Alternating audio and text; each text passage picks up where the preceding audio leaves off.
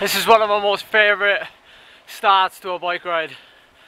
Straight out of the house, 6 minutes away is the Laverack cycle path, and follows kind of the old railway line up to Canhydra Colliery. Runs alongside a nice big reservoir, and like on a day like today, you know, cold, crisp, but you know, dry, it's really nice. And you're on it for like 45 minutes. It's amazing.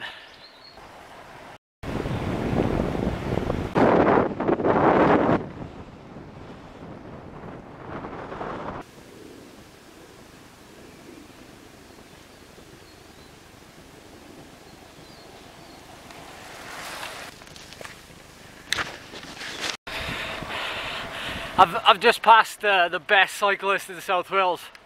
Possibly the best cyclist in the UK. He's just gone the other way on the cycle path. He wears no helmet, he rides a hybrid, he hasn't got any clip-in pedals, he's just running trainers. Let me tell you a little story about him, right? This is going to blow you away. So, a long time ago, while he's riding the same equipment, he rode Lance Energon Groats with a guy from my local club. And they did it from south to north. And when they got there, Tudor, the guy who was with him, got in the van and they started to drive back. Now, Dave, who's the guy I just passed, he got in the van as well. And they were fully expecting to drive all the way back to Clancy, South Wales, and that'll be it. But Dave was like, I'm getting a bit bored of this. And he got out somewhere in the middle of Scotland. He didn't just ride back after doing Lance Energon Groats, he rode back the long way. And not a word of a lie, he rides every single day. I've seen him countless times in the middle of nowhere on some big loop that I've done. And that kind of stuff is humbling, because I ride a bike every day, but he does it and it's like, he's putting me to shame.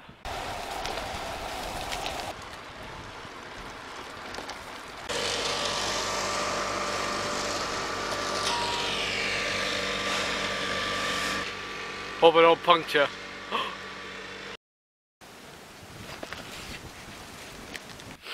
Can't find anything in the tyre. It's a pretty new tyre, to be honest. Like, I rarely ever get punctures, so it's fair play to Continental for making it this far. I always get whenever I get a puncture and I'm out with a group of people, like from when I'm back home like this, they always make a joke, like, instead of me actually mending a puncture, I'll pull over the side of the road and I'll just hold the wheel up. Come on, Mr. Team Car, change the wheel. Yeah, but today I've got to actually mend it myself. Right, well, now that I've actually had the chance to stop, I might as well tell you what, just stung myself. I've got 4 hours to do. We're going kind of a flattish start to the route, and then we're working our way over to some, well, one climb in particular. 3 reps of one climb. And the aim of it is holding the same power, but changing your cadence. So we're going to do, I think the whole climb is about 5k, which will take around, I think it's around 12 minutes at 330 watts. But I'll do the first minute at, I think it's 60 RPM, and then first minute at 60 RPM, and then the next 3 minutes I'm doing at 100 RPM, and then I'm back down for another minute, basically until the climb finishes, so you swap back and forth between those. It's quite difficult to do if you've never done them before, but they're really good to do because it gives you that bit of range, and it gives you that ability to swap between, you know, 2 different cadences. You can do it on a flat section road, it's probably easier to do it, but the climb I do it on is quite undulating anyway, which makes it a little bit more difficult. But what it's good at doing is, like, if you're on a climb in a race that goes up and down, or up in steps, or goes like 10% and then 8% and 15%, and it gives you that ability to, when you're out of gears, to be able to go between different torque levels, being able to press on when it really matters, holding the same power. Have a go at it. It's quite difficult, but you know, once you've done it a few times, you'll get the hang of it.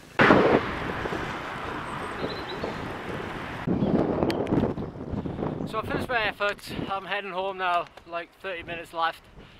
But something happened during my efforts that kind of brings quite a bit of relevance to a lot of people. So if I could do like a little bit of a deep dive into that and tell you what exactly happened, then that'll be a good way to end this little video. I'm back from my ride now, and remember I was saying, well, something I picked up on during the ride that it rarely ever happens to me, but I guess to like somebody who kind of only rides a bike casually or something like that, it could probably end up being more of a common occurrence. I'll put it this way, I didn't feel like I was struggling, but when I was doing the effort, my heart rate was saying otherwise. Obviously I go off power instead of heart rate, but I always use heart rate as like a gauge to compare power with. So doing these rides, during these intervals, I noticed that my heart rate was actually really quite unusually high. And what I noticed was my heart rate slowly but surely rose to around 170. It actually, I think at the end of the last effort, was 175. So what causes this, and what, like, is it because I'm fatigued? Is it because I'm, you know, am I actually struggling? Am I overtraining? It's something called cardiac drift. Now, being that I was nearly 4 hours into a ride, you can expect this to happen. Now, Polar, the people who make the heart rate monitors, the bike computers, they've actually got a really good explanation for cardiac drift. So I'm going to read it to you. It is defined as the upward drift of heart rate over time, coupled with a progressive decline in stroke volume and the continued maintenance of cardiac output. So cardiac drift occurs while exercise intensity remains constant. So, okay, yes, I was doing effort, but in a few days' time, I'm doing a 5-hour ride. And if I remain steady 220 watts for the whole ride, although my power might be level, my heart rate will eventually rise. That's a given. No, cardiovascular physiologists suggest that cardiac drift is connected to an increase in core temperature and body water loss. This, personally, is correct, because what I didn't do was actually drink enough fluid on this ride. I think I took 2 bottles with me and I only drank half of one. I know, that's terrible. It's a 4-hour ride, but you know, it's cold and your body's like not...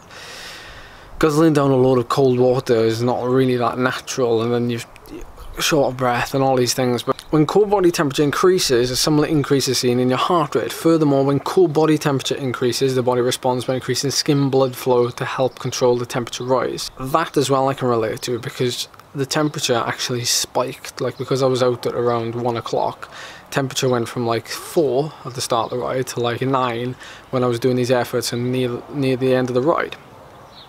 So thanks for that description, Paula. But to put it into layman's terms as well, and to give you some other real-world examples of why my heart rate drifted so much. The efforts that I was doing in particular were cadence changing efforts. Now what you'll also notice is when you do an irregular cadence, so something that's very unnatural to you, something that you may never train at, 100 RPM at 330 watts, for me, at this time of year, is quite unnatural. When I'm in peak shape, I'll usually ride a 10 more time trial at 100 RPM, but I'll be pushing, you know, 370 watts or whatever.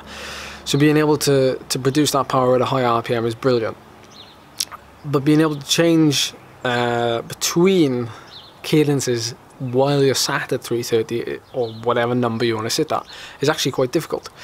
So this will also relate in bumping up that heart rate, you know, spinning at a higher cadence. What kind of, I don't want to drop this name in now, but Lance Armstrong, when he started you know, kind of using higher cadences as opposed to Jan Ulrich, there's probably going to be a lot of evidence there that says that Armstrong is training his cardiovascular system a lot more efficiently compared to Jan. That's because Jan is using his full muscular ability to push over the bigger gears, which may not see an increase in his heart rate. Another example is when I go out on a fixed gear bike in the winter and I'm like pedaling along at a good, like, you know, ridiculous RPM going down the climb. my heart rate doesn't drop. In fact, it goes up higher than when I'm churning along on the flat. I know I'm not using a power meter then, but it's the same kind of principle. So, you know, temperature, fluid intake, all these kind of things, it doesn't mean necessarily that you're ill, you're coming down with something, you've overtrained, all this. Like, it's important to put it into context and look back at what you've done, look back at the kind of things that have caused this. So it's not really something to worry about, because it is a regular occurrence a lot of the time, especially warmer climates, or even when you just sweat in or working at a higher rate even during the winter. So it's something to bear in mind. So I just wanted to drop that in.